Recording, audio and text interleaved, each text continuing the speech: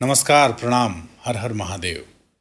पिछले पॉडकास्ट में जब चर्चा हुई, जब बात हुई और जो ख़ास मेहमान जिनसे मैं अक्सर बात जब करता हूँ, तो अनायास ऐसी बातें जब निकलती हैं तो एक सिरा, दूसरा सिरा और फिर वो अनंत तक कब चलती चली जाती हैं वो बातें, वो पता नहीं चलता।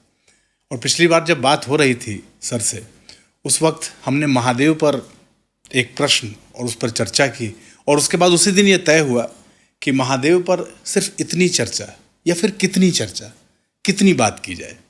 तो ये तय हुआ कि अगले पॉडकास्ट में कोशिश करेंगे, प्रयत्न रहेगा कि महादेव पे बात करें। देखते हैं ये बात कहाँ जाती है, किस तरफ जाती है, महादेव हमें किस तरफ लेके जाते हैं अपनी चर्चा में। श्री आशुतोष अग्निहोत्री, बहुत बहुत स्वागत है सर आपका। धन्यवाद अमित जी, और आपको और दर्शकों को मेरा नमस्कार।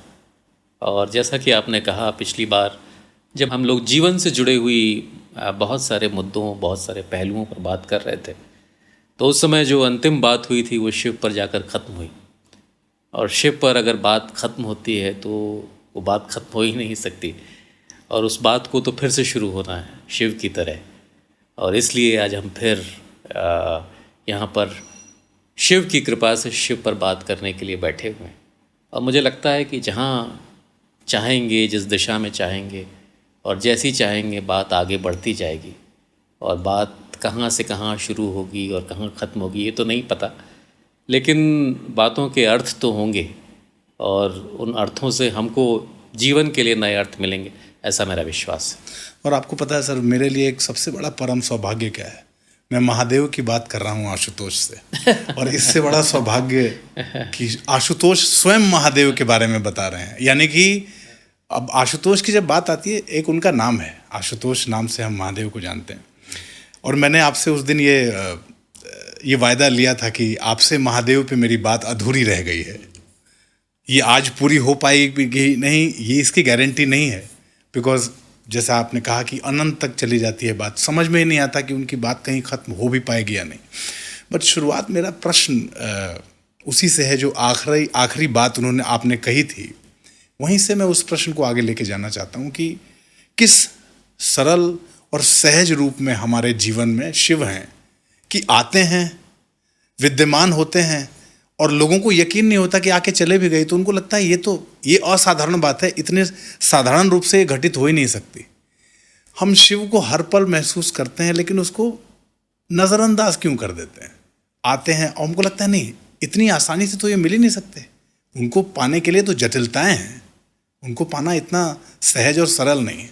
क्या कहेंगे इस पे सर? आपने मेरे नाम का जिक्र किया, और जब मुझे अपने नाम का अर्थ सबसे पहले पता चला, क्योंकि व्यक्ति जब अपने नाम का अर्थ ढूंढता है तो उसे आश्चर्य भी होता है और सुख की अनुभूति भी। मेरा यह दृढ़ विश्वास है कि संसार में जितने भी प्राणी हैं उनमें ईश्वर का अंश मेरे अंदर भी अवश्य होगा। अंश है बहुत छोटा सा, और आशुतोष का अर्थ होता है जो बहुत शीघ्र, बहुत जल्दी और बहुत कम में संतुष्ट या प्रसन्न हो जाए, वो आशुतोष है। तो शिव के जिस गुण का आपने अभी उल्लेख किया कि वो बहुत सरल हैं और आडंबर से या दिखावे से दूर हैं, उनको पाने के लिए आपको यत्न नहीं करना है, वो ऐसे ही मिल जाते हैं। और मुझे भी बचपन में परिवार से या जो भी मेरे बड़े थे उनसे यही जानने को मिला कि अगर आपको शिव की पूजा करनी है तो वो सबसे आसान है। अगर आपको सोमवार का व्रत करना है तो वो सबसे आसान है, उसके विधान में कहीं कोई जटिलता नहीं है। तो शिव तो वही हैं जो सहज हैं, सरल हैं, सरस हैं। और ये मैं बार बार कहता हूँ कि सरलता ही शिव है।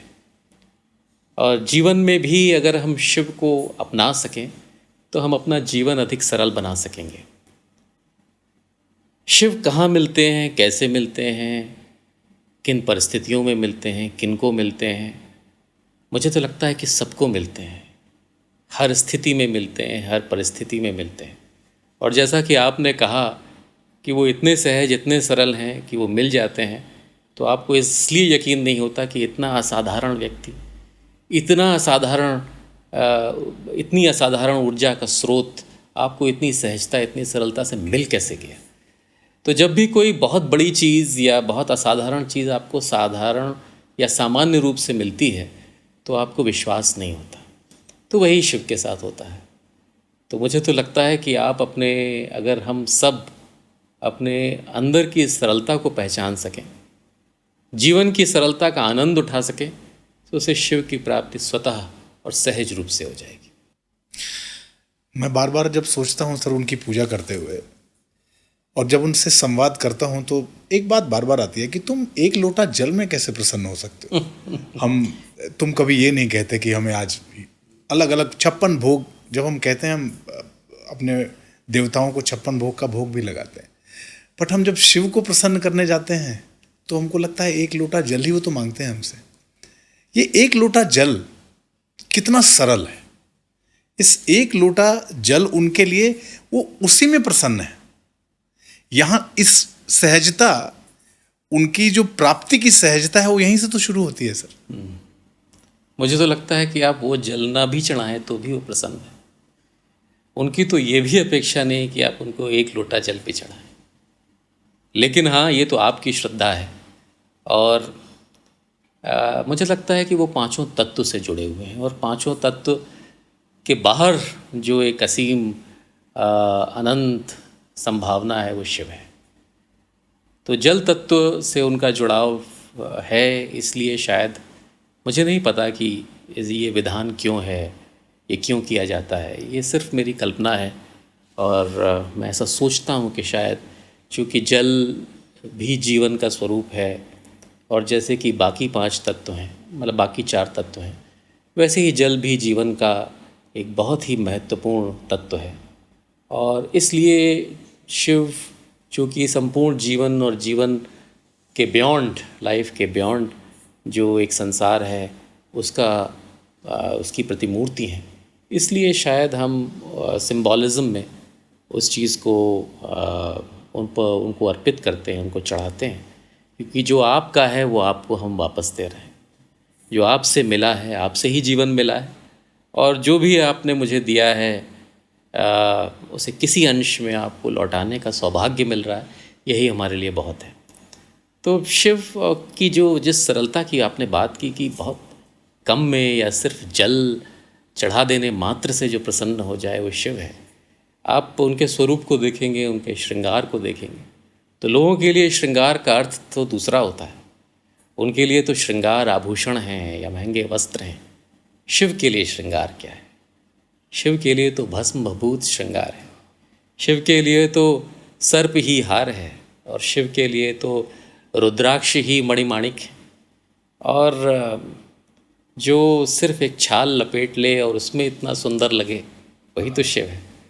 तो मुझे लगता है कि सरलता उनका सबसे बड़ा आभूषण है, और जो सरल होता है, विनम्र होता है, सहज होता है, वो वैसे भी बहुत सुंदर लगता है।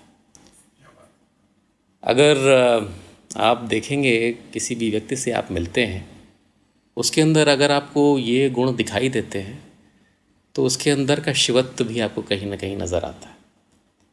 वो हो सकता है कि एक सजे सवरे व्यक्ति से वो कम आकर्षक दिखे, लेकिन उसका प्रभाव निश्चित रूप से, अगर आप थोड़ी देर उसके साथ अधिक बैठेंगे तो उसका प्रभाव अधिक होगा। तो यही शिव का प्रभाव। एक अगला प्रश्न दे दिया मुझे आपने इस बातचीत के अंत में। आकर्षण और प्रभाव, ये 2 शब्द हैं सर। और जब हम आकर्षण की बात करते हैं तो उसमें आपको एक बहुत चकाचौंध की रोशनी, और आकर्षण का एक अलग अर्थ है, उसमें चकाचौंध है। आकर्षण शब्द ही चकाचौंध की तरफ लेके जाता है आपको। लेकिन जो दूसरा शब्द है प्रभाव, बड़ा सहज सुनाई भी देता है, बट दोनों की मारक क्षमता में बहुत अंतर है। मारक क्षमता से मेरा मतलब यह है कि जब आप दोनों शब्दों का प्रयोग किसी के लिए करें तो क्या उसके व्यक्तित्व का आकलन आप इस आधार पर कर सकते हैं कि वो आकर्षित करता है या वो प्रभावित करता है?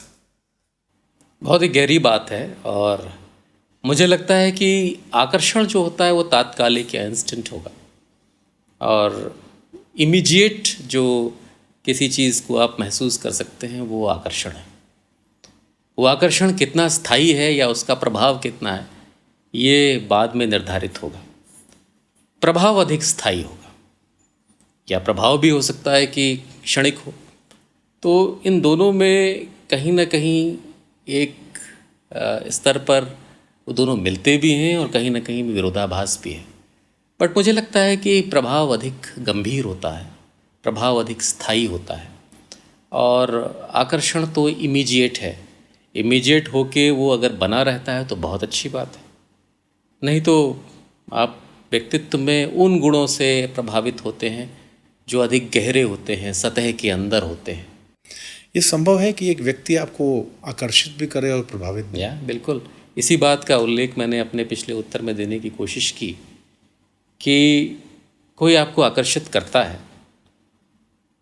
उससे आकर्षित होने की वजह ये होगी कि वो शारीरिक रूप से बहुत सुंदर है, या उसके तौर तरीके इतने इम्प्रेसिव हैं, वो जिस ढंग से चल रहा है, बोल रहा है या बातें कह रहा है, वो आपको बहुत कहीं ना कहीं बहुत इम्प्रेस कर रही हैं। लेकिन हो सकता है कि उसके अंदर और भी गुण हों जिनकी वजह से उसका प्रभाव स्थायी हो और आपका आकर्षण भी बना रहे। दूसरी स्थिति ये होगी कि वो उसके तौर तरीके तो बड़े अच्छे हैं, उसके बात करने का तरीका तो अच्छा है, लेकिन जिस ढंग से वो बात कर या जो बात कर रहा है या उसका आचरण ऐसा है जिसने आपको कहीं ना कहीं आहत किया, तो आपका आकर्षण थोड़ी ही देर में विलुप्त हो जाएगा और वो स्थायी प्रभाव उत्पन्न कर पाने में असमर्थ होगा। तो ये संभव है कि वो आकर्षित भी करे और प्रभावित भी करे, और ये भी संभव है कि वो सिर्फ आकर्षित करे, प्रभावित ना करे। तो दोनों ही स्थितियां हो सकती हैं।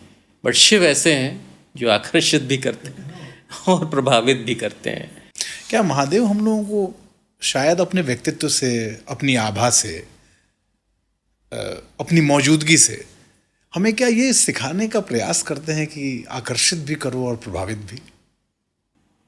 हाँ, ऐसा लगता है, मुझे लगता है। और इसलिए मैं बार बार कहता हूँ कि शिव जो है वो दो छोर के बीच का नाम शिव है, कि जहाँ विरोधाभास मिलते हैं वो शिव है। शिव शायद विरोधाभास का नाम भी है और विरोधाभास के मिलने का नाम भी है, विरोधाभास के विलीन होने का नाम भी है। तो अगर शिव के अंदर ये सामर्थ्य है कि वो आकर्षित भी करें और प्रभावित भी, तो शायद वो कहीं ना कहीं हमको ये संदेश भी देना चाहते हैं कि जीवन में दो पक्ष हैं। जीवन में एक पक्ष है जो भौतिक पक्ष है और एक पक्ष है जो भौतिक से परे आध्यात्मिक पक्ष है।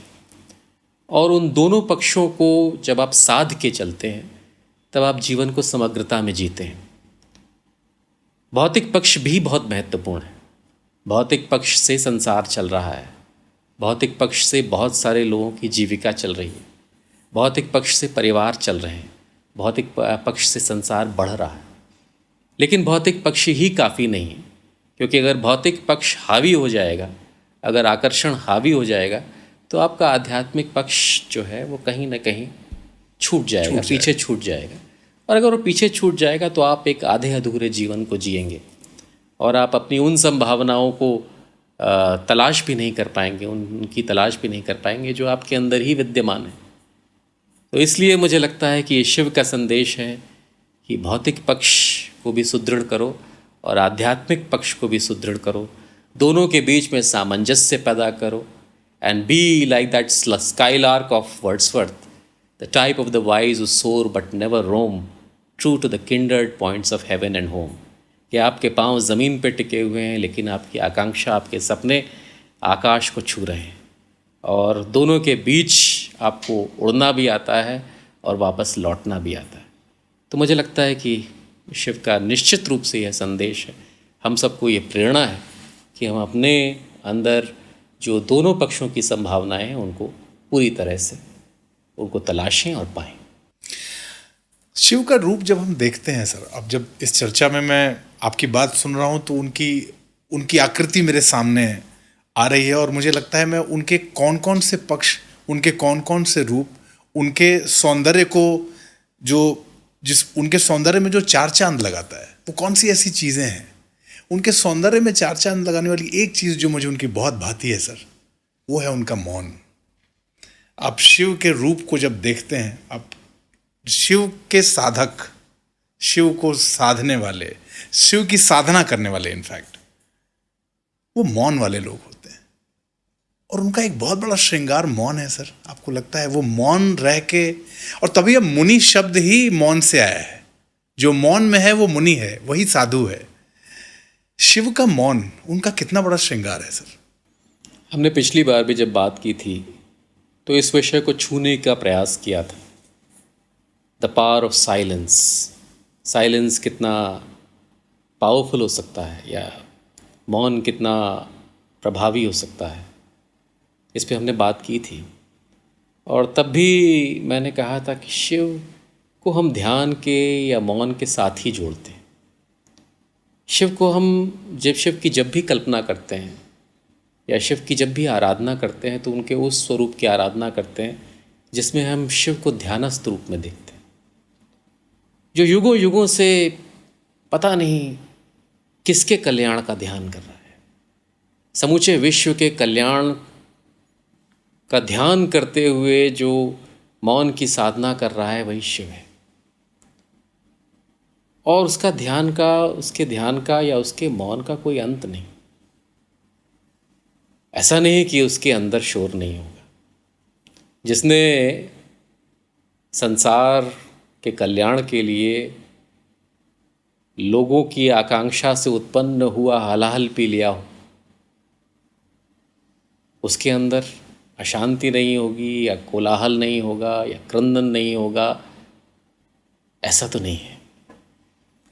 लेकिन उसके बावजूद वो मौन धारण किए हुए विश्व के कल्याण का ध्यान करते हुए, सबके मंगल की कामना करते हुए वर्षों से ध्यानस्थ है, वर्षों से ध्यानस्थ है और ध्यानस्थ रहेगा, इसलिए वो शिव है।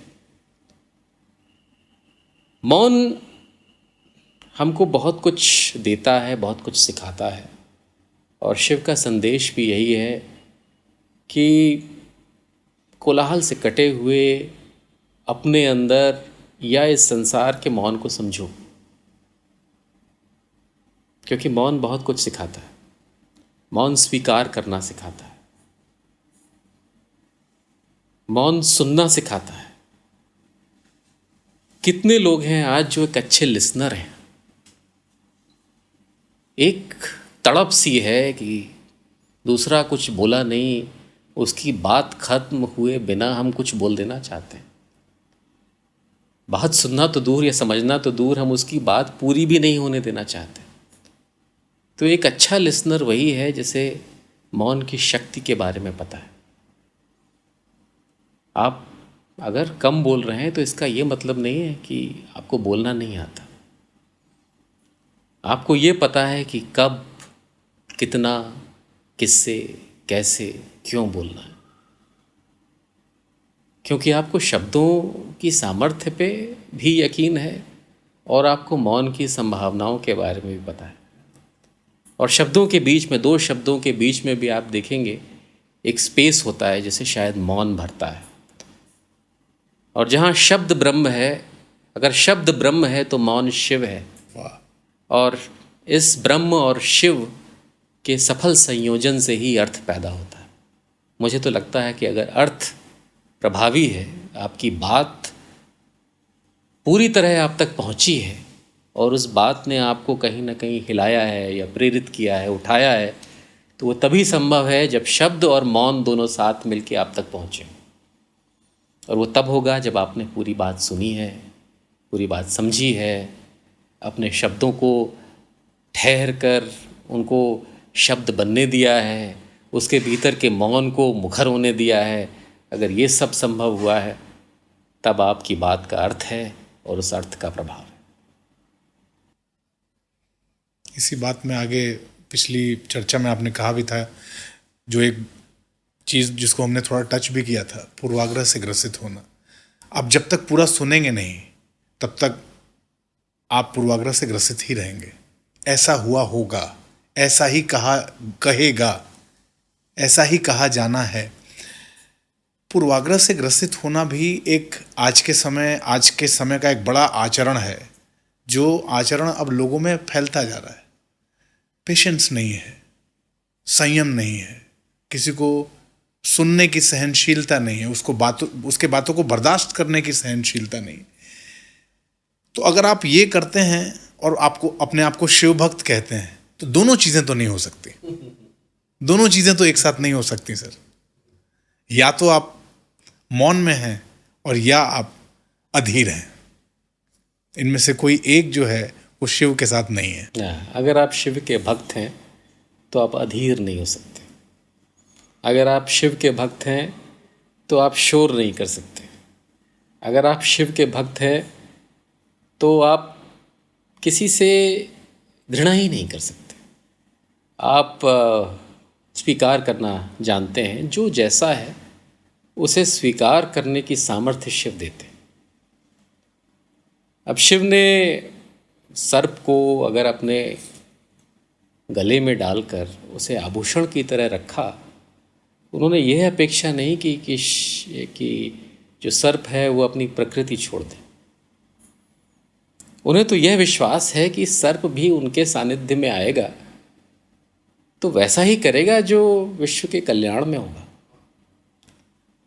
अगर सर्प का विश्व के कल्याण में काम आता है तो बहुत अच्छी बात है। शायद वो भी विष भी तो कहीं ना कहीं औषधि बनाने के काम आता है। लेकिन शिव की यह अपेक्षा है कि आप संसार में जो जैसा है उसे बिना किसी पूर्वाग्रह के स्वीकार करें। अब बहुत सारे लोग हैं, उनकी अलग अलग पृष्ठभूमि है, उनका सांस्कृतिक परिवेश है। कोई ऐसा है तो वैसा ही क्यों है, उसका खान पान ऐसा है तो वैसा क्यों है, उसकी शिक्षा दीक्षा ऐसी है तो वैसी ही क्यों है, उसकी बोली ऐसी है तो वैसी ही क्यों है। वो सब किसी न किसी कारण से जी। अब मैं स्वयं जो है शुद्ध शाकाहारी, और मुझे अच्छा लगता है कि अगर ऐसी जगह मुझे कहीं भोजन मिले जहाँ सिर्फ शाकाहारी भोजन।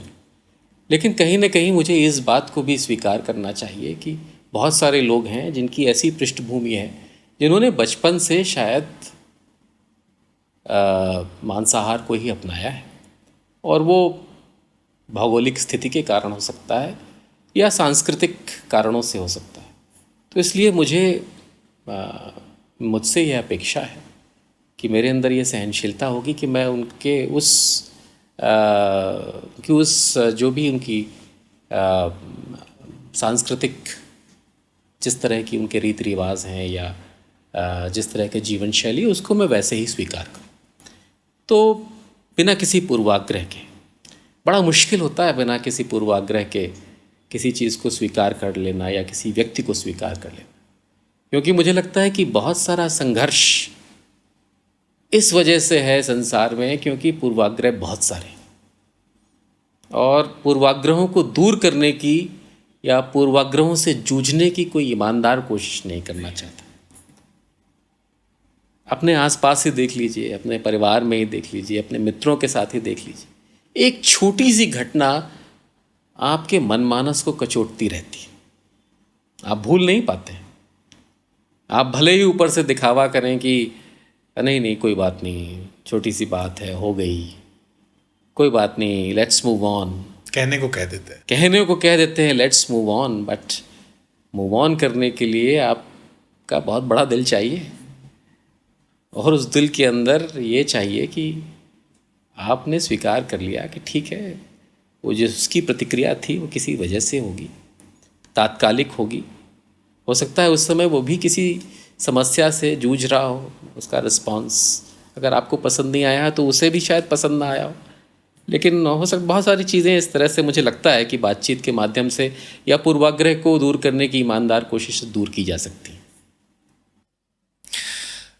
हम शिव के सौंदर्य की जब बात करते हैं, मुझे एक बात उनको देख के, उनके रूप को देख के और आती है सर, जल से उनका जुड़ाव। उनके शरीर को देख के मुझे, नीलकंठ है वो, शरीर उनका नीला पड़ गया जब उन्होंने विषपान किया। जटा से गंगा जी निकलती हैं। आपको भी ऐसा लगता है जल से उनका जुड़ाव थोड़ा ज़्यादा है? जल से वो ज़्यादा, माथे पे गंगा माँ को रखना, वहाँ से जल का प्रवाह हमेशा निकलना, शरीर जल के रंग का हो जाना, ये सिर्फ मेरा ऐसा सोचना है या आप भी ऐसा कुछ, मेरे इस कहने के बाद आपको लगता है कि कुछ ऐसा है कि जल से जुड़ाव उनका कुछ ज़्यादा है? मुझे तो लगता है कि सब अपनी अपनी प्रकृति के अनुरूप शिव को समझ लेते हैं, और कहीं ना कहीं आपका जुड़ाव जल से अधिक है, इसलिए आपको लगता है कि शिव का जुड़ाव भी जल से अधिक है। लेकिन जैसा कि मैंने पहले कहा, शिव तो 5 तत्वों को बराबर या समान महत्व देने वाले व्यक्ति होंगे। जितना मैं उनको समझ पाया हूँ और जितना मुझे लगता है कि जितने न्यायप्रिय वो हैं, मुझे नहीं लगता कि वो किसी भी तरह से इन तत्वों में भी भेद करते होंगे।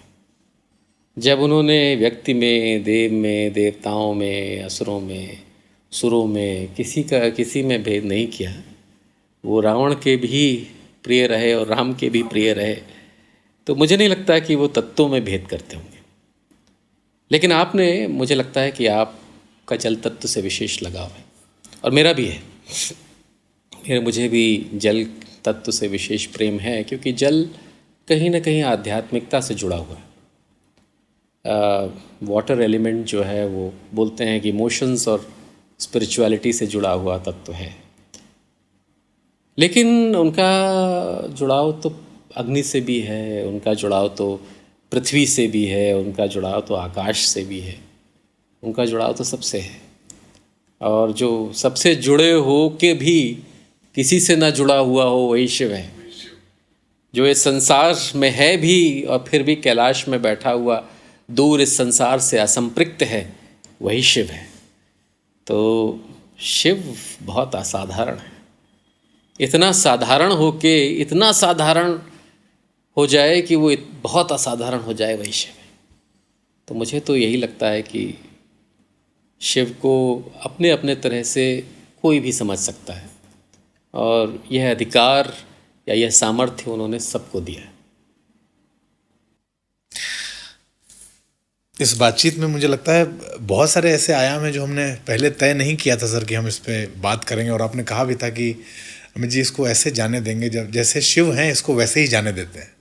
उनको ना तो रूप में बांधा जा सकता है, ना उनकी कोई दिशा तय हो सकती है, वो अनंत जाते हैं। बट मुझे आपसे, मैंने एक बार चर्चा भी की थी कि किसी ने मुझसे कहा था कि शिव भारत में ही क्यों है, पृथ्वी के उस भूभाग में शिव का होना, ये क्या एक हमारा परम सौभाग्य नहीं है कि हम जब शिव की बात करते हैं तो पृथ्वी का वो हिस्सा आता है जहाँ भारत है? क्या कहेंगे इस पर?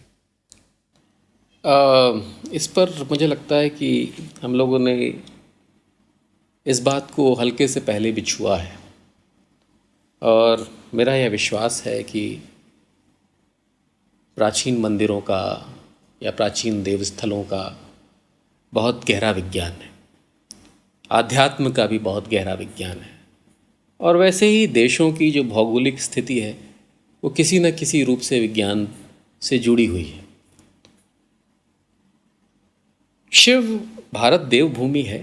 भारत वो भूमि है जहाँ पर देवता स्वयं आकांक्षा रखते हैं कि अगर उन्हें पृथ्वी पर जन्म लेना हो तो उनका जन्म भारत में। ऐसी आकांक्षा क्यों रखते हैं?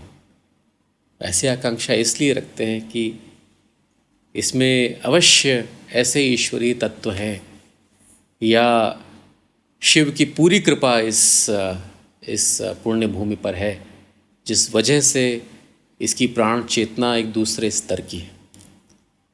अभी मेरे में एक मित्र जो है वो स्विट्ज़रलैंड घूमने गए, और वो 6-7 दिन वहाँ पे थे, और वो सुबह शाम साधना करते हैं।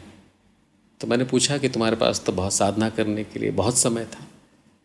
तो उन्होंने कहा कि साधना तो मैंने की अवश्य, लेकिन उतना मज़ा नहीं आया जितना यहाँ पर साधना करते हुए आता है। अपने देश में तो भारत अपने देश में आता है।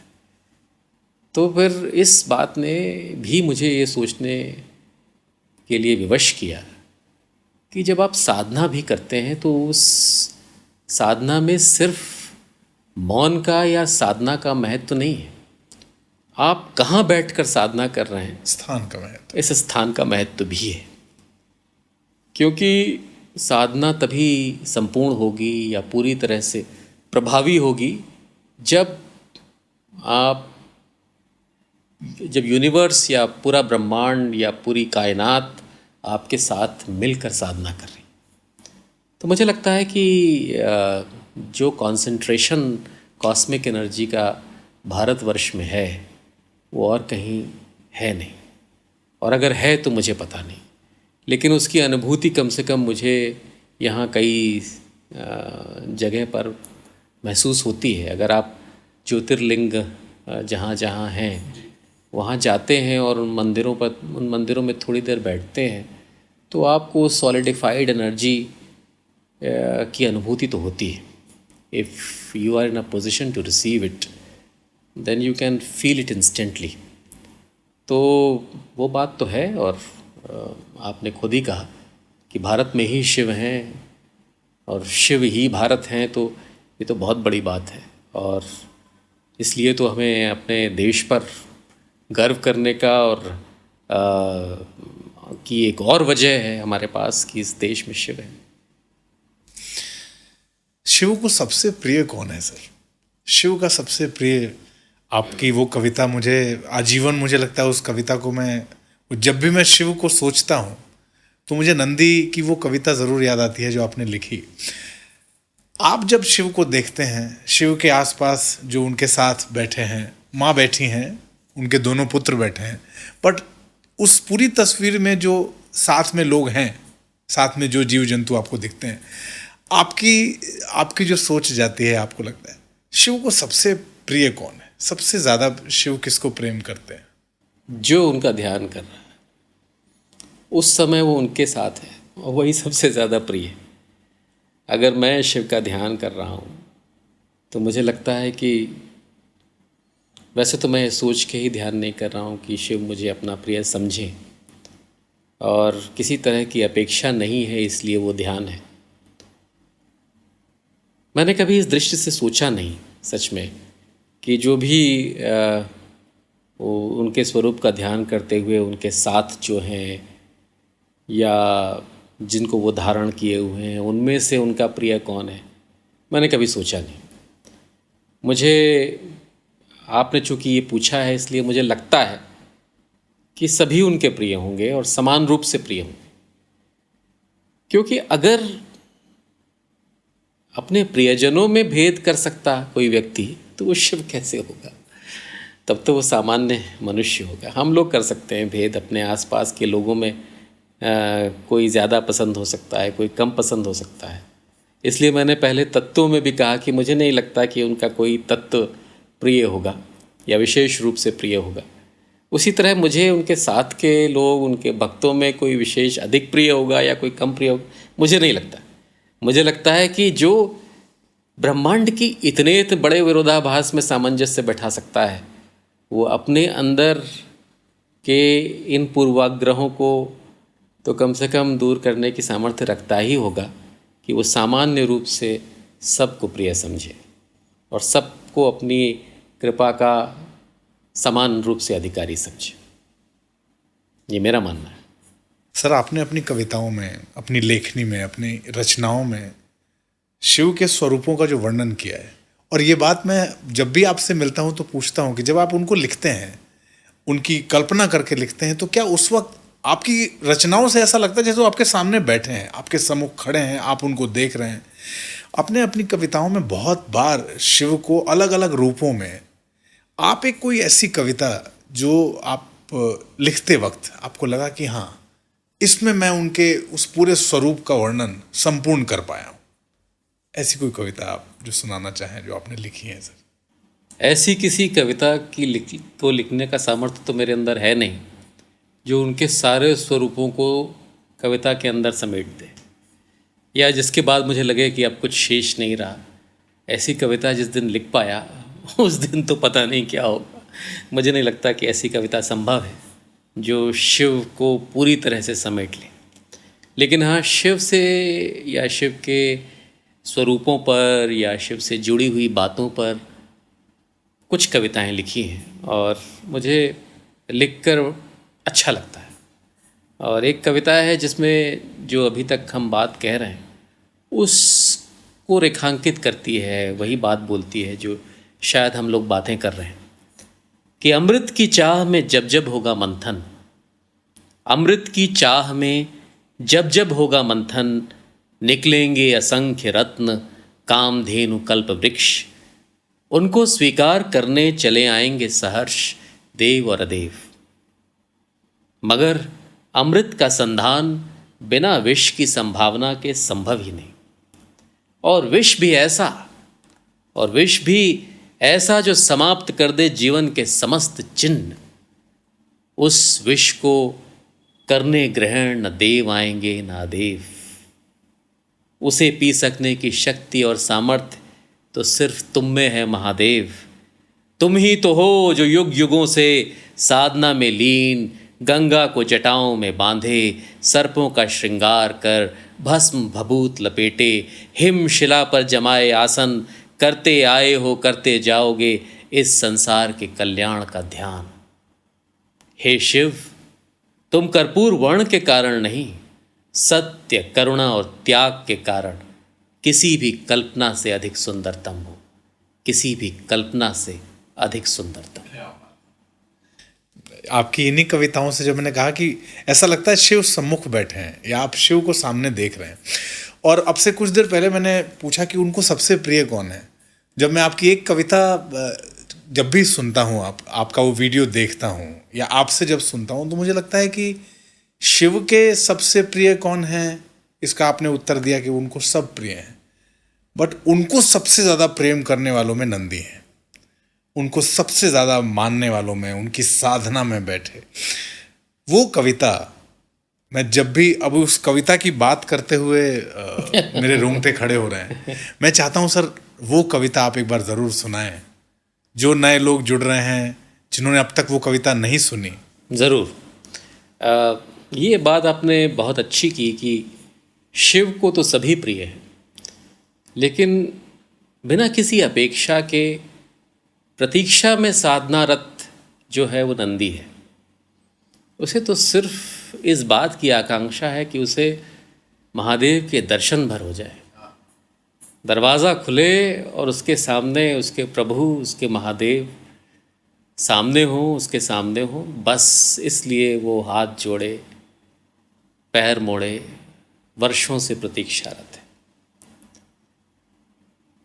एक दृश्य मेरे सामने आया, एक मंदिर में मैं गया और मैंने देखा कि वहाँ पर नंदी इसी अवस्था में है और उससे कुछ प्रतीक, उसके आसपास के दृश्य और देखकर मेरे अंदर एक प्रेरणा जगी कि नंदी अगर ऐसी आध्यात्मिक प्रतीक्षा का प्रतीक है तो वो शिव को कितना प्रिय होगा, शिव से कितने प्रिय हैं। इसी बात को रेखांकित करने का प्रयास करती है यह कविता, नंदी की प्रतीक्षा। युग युगों से धैर्य धारे, युग युगों से धैर्य धारे, है जमा गंगा किनारे। युग युगों से धैर्य धारे, है जमा गंगा किनारे। पाँव मोड़े, हाथ जोड़े, साधनारत आस घोले, चेतना की धारियों पर ले प्रतीक्षा के फफोले। आज वह फिर मुस्कुराया, आज वह फिर मुस्कुराया, वक्त ने ढांढस बंधाया और उस विश्वास की प्रतिमूर्ति ने फिर गीत गाया। युग युगों से धैर्य धारे, मैं यहीं गंगा किनारे, कह रहा चुपचाप रहकर, वेदना का दंश सहकर, कोई भी इतिहास लिख ले, फुल रहे अन्याय सारे। वे लिए तलवार आए, देख वैभव सक पकाए, ज्ञान गौरव भक्ति सौरभ, ईर्ष्या से तिल मिलाए, अस्मिता को रौंदते वे रक्त की धारा बहाते, आस्था के गर्भगृह में गर्व मेरा वे झुकाते, स्वर्ण निधि से जगमगाते, राष्ट्र पर नजरें जमाए, चिर सनातन को मिटाने वासना के गिद्धाए। किंतु युग करवट बदलता, किंतु युग करवट बदलता, अब सुखद संदेश लाता, पत्थरों में प्राण पावन के पुनः अवशेष पाता, सत्य शिव का रूप लेकर खुद प्रकट अब हो रहा है। सत्य शिव का रूप लेकर खुद प्रकट अब हो रहा है। जानवी का हृदय व्याकुल हर्ष विह्वल रो रहा है। फिर यहाँ अभिषेक होगा, फिर यहाँ अभिषेक होगा, फिर यहाँ डमरू बजेगा, फिर यहाँ पर विश्व के कल्याण का गोपुर सजेगा, फिर मिलेगा तेज, मेरा शिव मुझे फिर से दिखेगा। और शीघ्र होगा अंत मेरी तिक्त लंबी रात का, सुन रहा उद्घोष मैं कैलाश से प्रभात का। फिर खुलेगा द्वार, फिर खुलेगा द्वार मेरा, स्वप्न यह साकार, मेरे देव का श्रृंगार, होगा यज्ञ मंत्रोच्चार। ओम नमः शिवाय, ओम नमः शिवाय, ओम नमः शिवाय।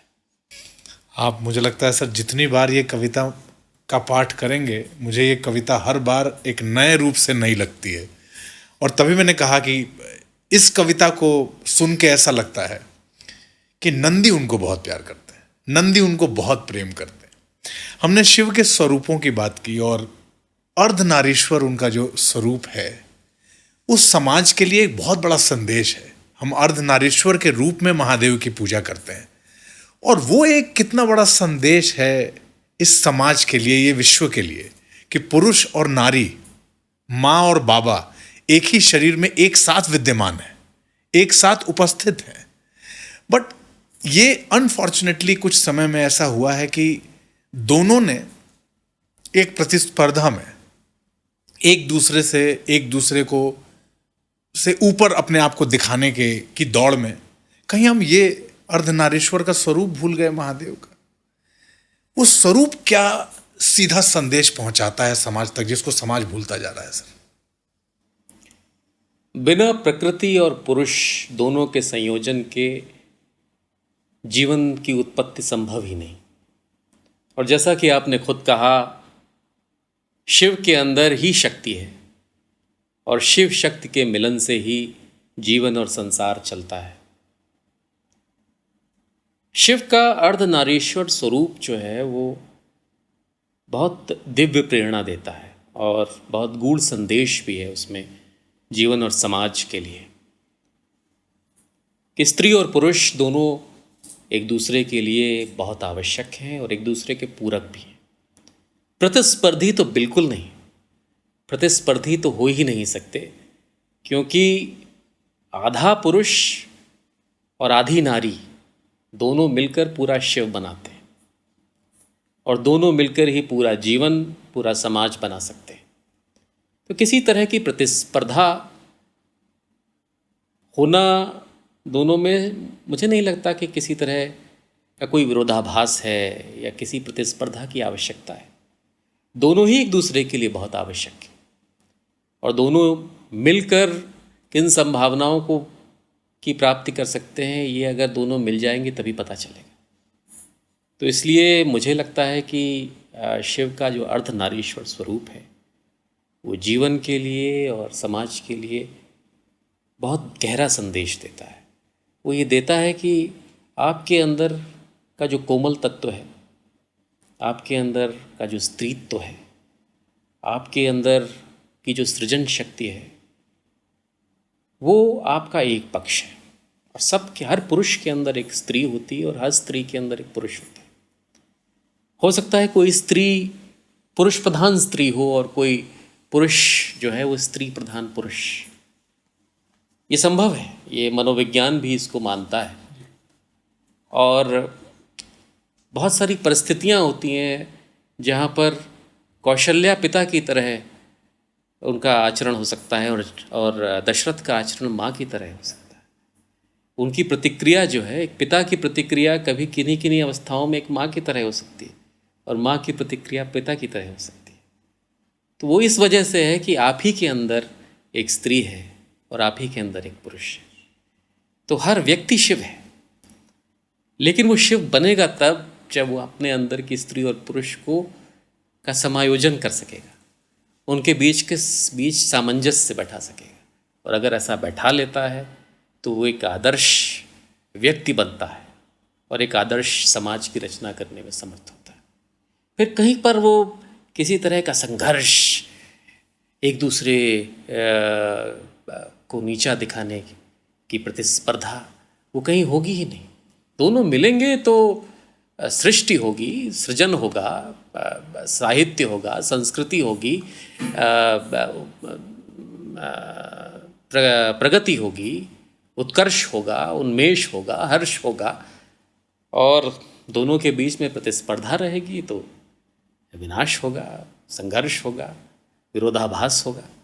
तो मुझे लगता है कि बहुत ही अच्छी बात कही आपने। और अगर हम सब लोग ये समझ लेंगे कि हम सब शिव बनने की सामर्थ्य रखते हैं, अगर अपने अंदर के स्त्री और पुरुष दोनों को बराबर का सम्मान दें, दोनों की सामर्थ्य और सीमाओं का बोध करें और दोनों के बीच में समायोजन स्थापित करने का ईमानदार प्रयास करें, तो अवश्य मुझे लगता है कि एक बेहतर समाज और एक बेहतर जीवन हम गढ़ सकते हैं।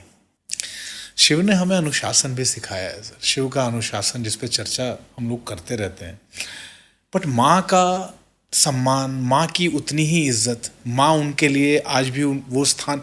हम जब शिव की बात करते हैं सर, जब महादेव की बात करते हैं, तो एक बात आप भी जानते होंगे कि माँ जो कह देती हैं उसको वो ज़रूर पालन करते हैं कि अब तुमने कह दिया है पार्वती तो ठीक है, वो बाद में देखेंगे, तुमने अभी इस वक्त कहा है, मैं इस पर विचार करके इस पर तुरंत, क्योंकि माँ की बात वो ज़रूर मानते हैं। यहाँ बात मानना, एक दूसरे की बात का पालन करना, ख़ास तौर पे बाबा जब माँ की बात का पालन करके और जो माँ मांगती हैं या जो पूछती हैं, जो कहती हैं, उसको पूरा करते हैं। आज का समाज और शिव का वो अनुशासन, शिव का वो भाव माँ के लिए, आपको लगता है सर आज की सोसाइटी और आज जिस तरफ हम आगे बढ़ रहे हैं उसमें अनुशासन की कमी, बातों के पालन की कमी, एक दूसरे के सम्मान की कमी, एक दूसरे से प्रतिस्पर्धा का भाव, ये कहीं ना कहीं शिव के उस भाव को, शिव की के उस उनका जो व्यक्तित्व था इसको लेके, उससे हमें दूर लेके जा रहा है। तब तो हम शिव भक्त नहीं हो सकते ना सर। अगर हम शिव भक्त अपने आप को कहते हैं और हम माँ का सम्मान नहीं करते, पत्नी का सम्मान नहीं करते, उससे प्रतिस्पर्धा करते हैं, या पत्नी आपसे प्रतिस्पर्धा करती है, आपका सम्मान नहीं करती, तब आप शिव भक्त तो नहीं है, क्योंकि आप शिव का पालन नहीं करते, आप शिव के अनुशासन का पालन नहीं करते। आप मानते हैं ऐसा? शिव तो फिर भी आपको अपना भक्त मानते रहेंगे, क्योंकि उनके अंदर आपसे बहुत अधिक सहनशीलता है और आप जैसे हैं उसको वो स्वीकार करेंगे ही। लेकिन हाँ, आपकी ये बात तो सच है कि शिव हमें अनुशासन सिखाते हैं, क्योंकि बिना अनुशासन के साधना हो ही नहीं सकती। अनुशासन का महत्व तो बहुत अधिक है। अनुशासन क्या है? अनुशासन अपने आप को एक सीमा में बांधना है। क्यों बांधना है? क्योंकि आपको अपनी अनंत सीमाओं को पहचानना भी है। उस सीमा में बांधना इसलिए नहीं है कि आपको जकड़ा जा रहा है और आपसे सिर्फ वही करवाया जा रहा है जो कोई व्यक्ति चाहता है कि आप करें। आप अनुशासित इसलिए हैं क्योंकि आपके अंदर असीम संभावनाएं हैं और उन असीम संभावनाओं की तलाश आप तभी कर सकते हैं जब किसी रूप में आप अनुशासित होकर उस तरफ आगे बढ़ें। तो ये एक साधना का या किसी भी कर्म का स्वाभाविक गुण है। आप पढ़ाई भी करते हैं तो उसी तरह करते हैं, आप परीक्षा भी देते हैं तो उसी तरह देते हैं, आप ऑफिस जाते हैं तो उसी तरह जाते हैं, आप समाज में रहते हैं, घर में रहते हैं तो भी किसी सीमाओं का, किसी अनुशासन का पालन करते हैं। एक दूसरे के प्रति सम्मान होना तो बहुत आवश्यक है और ये व्यक्ति तभी कर सकता है जब आप श्योर होते हैं अपने बारे में। जी। जब आपके अंदर बहुत सारी असुरक्षाएं हैं या बहुत सारी हलचल है आपके अंदर, तब आप बहुत अनश्योर होते हैं, बहुत टेंटेटिव होते हैं, बहुत रेस्टलेस होते हैं। इसलिए अधिक कोशिश करनी चाहिए कि अपने अंदर की असुरक्षा को दूर किया जाए। और जो रेजोनेंस है अंदर, प्रतिस्पर्धा करिए तो फिर अपने आप से करिए, प्रतिस्पर्धा करिए तो श्रेष्ठता से करिए और अपने अंदर आपने एक मुकाम, आपने अपने अंदर एक बेंचमार्क स्थापित किया है अच्छाई का, इससे प्रतिस्पर्धा कीजिए कि मैं इससे और अच्छा बन सकता। प्रतिस्पर्धा घर में या मित्रों से करके आप सिर्फ संघर्ष को जन्म देते हैं। तो मुझे लगता है कि पारिवारिक परिवेश के लिए या समाज में शांति के लिए ये बड़ा आवश्यक है कि एक दूसरे का सम्मान किया जाए, एक दूसरे को स्वीकार किया जाए। और इस भाग दौड़ में, और मैं अभी कुछ दिन पहले एक कॉलेज में गया था और वहाँ बच्चों को संबोधित कर रहा था। वो ग्रेजुएशन या पोस्ट ग्रेजुएशन के स्टूडेंट्स रहे होंगे। तो मैंने सिर्फ उनको, अब कहीं पे भी आप ऐसी जगह जाते हैं तो ये कहा जाता है कि आप उनको कुछ संदेश दें। तो मैंने कहा संदेश तो क्या, लेकिन हाँ इतना ज़रूर है कि आपको ये बता सकता हूँ कि आप इस समय दौड़ रहे हैं और इस अवस्था में दौड़ना बहुत अच्छा होता है, दौड़ना चाहिए भी, क्योंकि यौवन में आप अगर नहीं दौड़ रहे हैं तो आप भूल कर रहे हैं। यौवन में अगर आप चुप हैं, शांत हैं, तो आप भूल कर रहे हैं, कुछ there is something wrong with you. यौवन में थोड़ी अशांति होनी चाहिए, थोड़ी व्यग्रता होनी चाहिए। लेकिन जब आप दौड़ेंगे और किसी लक्ष्य की प्राप्ति के लिए दौड़ेंगे, किसी को पीछे छोड़ जाएंगे और किसी को पीछे छोड़ के ही आप आगे बढ़ पाएंगे, तो ये बहुत स्वाभाविक है, क्योंकि कोई ना कोई तो वो रेस जीतेगा, कोई ना कोई तो उस रेस में नंबर बनाएगा, कोई ना कोई उस रेस में पीछे छूट जाएगा। दौड़ते समय बस आप इस बात का ध्यान रखें कि आप किसी को रौंद के आगे ना बढ़ें। पीछे छोड़ जाइए वो बड़ी अच्छी बात है, तो छोड़ेंगे ही, लेकिन किसी को रौंद के, किसी को टंगड़ी मार के, किसी को धक्का देकर आप आगे ना बढ़ें और रेस न जीतें, बस इतना ही बहुत है। सफलता में अगर आप अपने आप को देख पा रहे हैं और आप अपने आप को देखकर मुस्कुरा पा रहे हैं और आपको खुद को देखकर आंखें नहीं झुकानी पड़ रही हैं, तो सफलता का सबसे बड़ा पैमाना यही। तो शायद यही बात हमें शिव भी सिखाते हैं कि जीवन जियो, एक दूसरे का सम्मान करो, जो जैसा है उसे स्वीकार करो, सबको अपनाते हुए चलो और अपने अंदर की जो तमाम संभावनाएं हैं उनको जियो, उनको पहचानो और मग्न रहो, प्रसन्न रहो, आनंदित रहो। और इस आनंद में ही शिव है, इस मुस्कुराहट में ही शिव है, इस खुशी में ही शिव है। क्योंकि हम देखते हैं 1/3 आंखें उनकी बंद हैं और उस आधी बंद आंखों से भी वो, हम जब आंखें बंद करते हैं तो एक मनुष्य के नाते हमारी प्रवृत्ति है कि हम आंखें बंद कर लें तो हम मुस्कुरा नहीं सकते क्योंकि हमें कुछ दिख नहीं रहा। बट आंखें आधी खोल के अगर कोई मुस्कुरा रहा है, इसका मतलब उसे सब पता है, वो सब जानता है, आपके बारे में जानता है, विश्व के बारे में जानता है, आने वाले भविष्य के बारे में जानता है। ये क्या संकेत देता है मुझे? मैं उनका ये रूप जब देखता हूं तो आंखें बंद हैं और वो मुस्कुरा रहे हैं। ये मुस्कुराना, आप अगर इसका पल्लवन करना चाहें, इसके बारे में बता, तो आप कैसे देखते हैं सर इसको? मुझे तो लगता है कि आध्यात्मिक अनुभूति में आपको इस बात का एहसास होगा कि जब आप आंखें बंद करके मुस्कुराते हैं तो आप ईश्वर के बहुत निकट होते हैं। और अगर शिव अनंत काल से मुस्कुरा रहे हैं तो वो तो यही है, क्योंकि वो ईश्वरत्व, वो स्वयं ईशत्व हैं। वो सब जानते हुए मुस्कुरा रहे हैं, हम बिना जाने हुए अधीर रहते हैं और हम इसलिए मुस्कुरा नहीं पा रहे हैं क्योंकि हमें अपने अतीत के बारे में पता है, हम अपने वर्तमान में रहना नहीं चाहते और अपने भविष्य के प्रति अनिश्चित हैं। हम जीते हैं अपनी स्मृतियों में या अपनी चिंताओं में, हम इस पल में जीते नहीं। अगर हम इस पल में जिए और इस पल के बारे में सोचें तो हम भी मुस्कुराना सीख जाएंगे, आंखें बंद करके भी और आंखें खोल के भी। तो मेरा तो इतना ही आग्रह है सबसे कि अगर शिव की भक्ति कर रहे हैं, शिव की आराधना कर रहे हैं, अपने आप को शिव भक्त कहते हैं, तो इस पल में जीना सीखिए। इस पल की साधना ही आपको शिवत्व के, शिव के अधिक नज़दीक ले जाएगी, आपको मुस्कुराना सिखाएगी, बंद आँखों के साथ भी और खुली आँखों के साथ भी। जीवन और मृत्यु दोनों में हम शिव को देखते हैं और जब मृत्यु की बात आती है, एक शाश्वत सत्य ये है कि मृत्यु होनी है एक दिन। एक ऐसे समय में जब आप शमशान पे जब चर्चा होती है और कहा जाता है कि शमशान में शिव रहते हैं आपको आपके स्वागत के लिए, तो मैं जब ये भाव देखता हूँ सर, और जब मुझे ये लगता है कि जब मैं अपना शरीर त्याग करूँगा तो उस वक्त कहते हैं ना, उस कॉर्ड को काटना। एक कॉर्ड तो तब था जब आप माँ के पेट में थे और एक कॉर्ड से आप माँ से जुड़े हुए थे, और वो कॉर्ड कटता है तो आप माँ के पेट से बाहर आके दुनिया में आते हैं, और एक कॉर्ड कटता है जब आप इस दुनिया से जाते हैं। मेरा भाव ये आता है सर कि जिस दिन मैं इस शरीर को त्यागूंगा, मुझे हर बार ये लगता है कि शिव उस पार हैं और मेरा कॉर्ड कटते ही मेरे स्वागत के लिए वहाँ खड़े हैं कि तुझे मैं वैसे तो नहीं दिखा, लेकिन तूने मुझे इतना प्रेम किया है कि मैं तुझे लेने स्वयं आया हूँ। क्या मेरा ये भाव आपको लगता है, मैं जो सोच रहा हूँ वो सही है नहीं है, ये तो शिव पे है, बट मेरा ये सोचना कहाँ तक जाता है सर?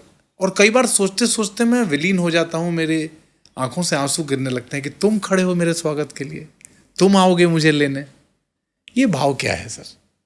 बहुत ही सुंदर भाव है ये, और हमारे यहाँ तो मान्यता ही है, ट्रिनिटी है, ब्रह्मा विष्णु महेश की, और शिव को बोलते हैं कि, और मैं मानता हूँ कि शिव जो है वो क्रिएटिव डिस्ट्रक्शन है। तो और इस शरीर का अंत तो जीवन का या आत्मा का अंत है नहीं। आत्मा की यात्रा अनंत है, और वो तब तक अपनी यात्रा करती रहेगी जब तक उसको अपने लक्ष्य की प्राप्ति नहीं हो जाती। शरीर एक माध्यम है उसको उस लक्ष्य तक पहुंचाने के लिए। इसलिए आपका जन्म, आपकी मृत्यु, मृत्यु के बाद दूसरा जन्म, दूसरे जन्म की मृत्यु, ये तो चलता रहेगा। पहली बार जब मैं शमशान गया तो वो शायद 1992 में जब मेरी दादी की मृत्यु हुई थी तब गया था शमशान से। तब मुझे कोई ऐसी स्मृति जो मेरे साथ स्थायी रूप से रह गई हो, मुझे नहीं लगा ऐसी कोई थी। लेकिन 2010 में जब मेरे ससुर का देहांत हुआ और उनकी चिता को अग्नि दी गई, और उस समय मैं उसको देख रहा था जब लोग प्रतीक्षा करते हैं कि पूरा शरीर जल जाए, और तब मैं सोच रहा था तब कि इस नश्वर शरीर के बारे में, आत्मा की यात्रा के बारे में कुछ विचार अपने आप आते हैं। शमशान में जाना बड़ा हम्बलिंग एक्सपीरियंस होता है। तब आपको लगता है कि आपके अंदर जो कोलाहल है या आपाधापी है जीवन की, वो किस लिए है? यहीं तक पहुंचने के लिए, और यहीं तक पहुंच के फिर पंच तत्व में विलीन हो जाने के लिए, या फिर कुछ ऐसी स्मृतियां छोड़ जाने के लिए जो यहाँ से लौटने के बाद भी किसी को गुदगुदाएंगी, किसी की मुस्कुराहट का कारण बनेंगी। तो शमशान से आपको शिव की समझ तो होती है, क्योंकि जैसा कि आपने कहा वो मृत्यु तो एक शरीर का अंत है, लेकिन आत्मा की यात्रा तो चलती रहती है, और शिव उस यात्रा को आगे बढ़ाने का सबसे सबल और सशक्त माध्यम है। वो इसलिए आपको लगता है कि आपकी वो प्रतीक्षा कर रहे हैं, क्योंकि तुम जो इस शरीर में नहीं कर पाए वो तुम्हें दूसरा शरीर दे के करवाऊँगा, तुम्हें और आगे ले जाऊँगा, तुम्हें और ऊपर ले जाऊँगा, तुम्हें तुम्हारे लक्ष्य तक ले जाने के लिए ही तो मैं हूँ। आओ मेरा पकड़ो हाथ और आगे बढ़ो। इसलिए लगता है कि आपको कि शिव प्रतीक्षा कर रहे हैं, खुद स्वागत करने के लिए आपके सामने खड़े।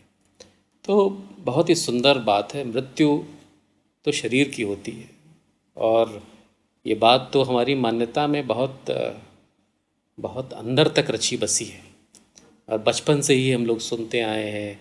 किसी न किसी रूप में आपको स्वीकार करने की शक्ति आ जाती है। आपको जो बचपन से आप गीता के श्लोक पढ़ते सुनते रहते हैं, तो कहीं न कहीं आपकी चेतना में वो घर कर जाता है। थोड़ी देर के लिए बहुत कष्ट होता है, कोई चला जाता है तो कष्ट होना स्वाभाविक भी है, लेकिन फिर लगता है कि शिव ने फिर पकड़ा हाथ, फिर आपको ले जाएंगे दूर तक, और फिर आपकी यात्रा को आगे बढ़ाएंगे, और ये यात्रा ऐसे ही चलती रहेगी अनंत, उस शिव की तरह जिसका हाथ पढ़ते हुए आप इस जन्म में भी आगे बढ़े और अगले जन्म में भी आगे बढ़ते जाएंगे। इसका मतलब शव समाप्ति नहीं है सर? बिल्कुल नहीं है। शव शायद नया प्रारंभ है। बिल्कुल।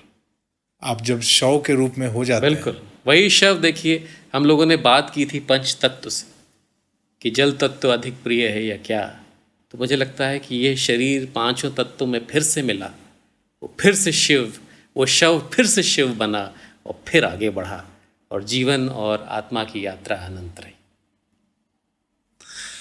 मुझे लगता है सर आज यही समाप्त करते हैं, क्योंकि समय का पता नहीं चलता। और जैसे शुरुआत में मैंने कहा था कि ये कहाँ तक जाएगी ये बातचीत और ये यात्रा, इसका तो शिव ही तय करेंगे। बट एक मैं आपसे आज फिर आपसे एक वचन लेना चाहता हूँ कि शिव पर आपसे मेरी बातचीत की ये श्रृंखला जो है हम जारी रखेंगे। बिल्कुल जारी। और आगे आने वाले समय में हम, क्योंकि जो लोग सुन रहे हैं, हमें जो लिख रहे हैं, उनके भावों को देख के ऐसा लगता है कि हमें इस बातचीत को रोकना नहीं चाहिए। अवश्य। और आपके ये जो बातें आप एक के बाद एक जो बातें आप कहते हैं, इसको सुनने वाले लोग लिखते हैं दैट एनलाइटेंड फील कर रहे हैं। वो सुन के उनको ऐसा लगता है जैसे ये इतनी सामर्थ्य तो मेरी नहीं है कि मैं किसी को एनलाइटनमेंट दूं, लेकिन मेरे अंदर जो भाव आया, जो विचार आया उस समय, वो मैंने कह दिया। और अगर रुक ही गए तो फिर हम शिव की बात कैसे कर पाएंगे? शिव तो हमें रुकना सिखाते ही नहीं। हाँ, किसी मोड़ पर आकर ठहर कर अपने अंदर और जीवन के अंदर झांकने की प्रेरणा अवश्य देते हैं, लेकिन फिर आगे बढ़ने के लिए, और इस यात्रा को हम भी आगे बढ़ाएंगे, ऐसी मेरी भी अपेक्षा है। और बहुत बहुत धन्यवाद इतनी अच्छी बातों के लिए। और शिव पर चर्चा तो हमेशा सुख देती है, बहुत संतोष देती है, बहुत हर्ष देती है, और भीतर तक आनंदित करती है, और बड़ी देर तक रहती है ये गुदगुदी, और बड़ी देर तक हिलते रहते हैं। तो बहुत अच्छा लगा। धन्यवाद। बहुत बहुत धन्यवाद सर। और आप लोगों से एक वायदा, जो वायदा मैंने आपसे किया, और इस वक्त मैंने जो वायदा सर से लिया है, वो यही लिया है कि आप सुन रहे हैं, आप उसको महसूस कर रहे हैं। और बहुत सारे लोग आप में से ये लिखते हैं कि इससे पहले इस तरह के भाव उन्होंने महसूस नहीं की, इस तरह की बात उन्होंने सुनी नहीं है, इस तरह के भाव अपने शरीर के अंदर जब वो सुन रहे हैं तो शरीर काँप रहा है, आंखों में अश्रु हैं। कई सारे लोग फ़ोन पे भी ये बताते हैं, कई सारे लोग मैसेजेस में भी ये बताते हैं। तो ये चर्चा जारी रहेगी, ये चर्चा अनंत तक जारी रहेगी जैसे शिव हैं। हर हर महादेव। नमस्कार।